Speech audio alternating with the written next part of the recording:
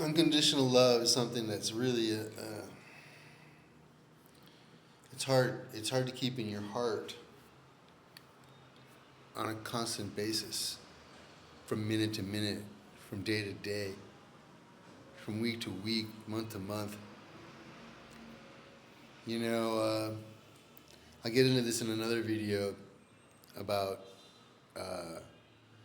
perception and the brain capacity of a human being.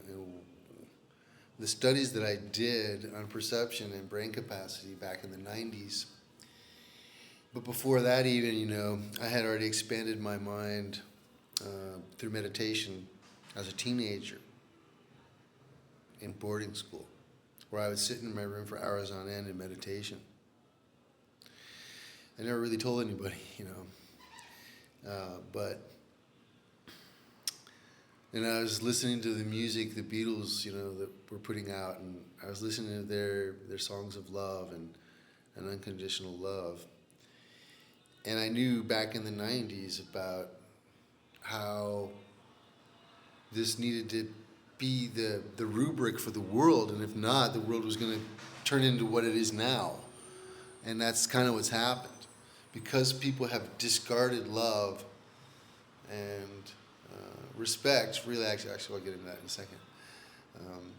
They can't find a way to a positive regard for others. And the world's in a really bad state. But unconditional love transcends even respect and judgment and things like that. Unconditional love has nothing to do with any of that kind of judgment stuff. It just totally transcends it. And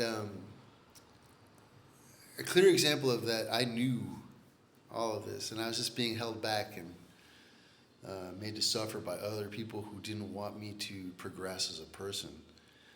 But in 2012, in Palenque, Mexico, in December, in front of hundreds of people, there was a woman who had died.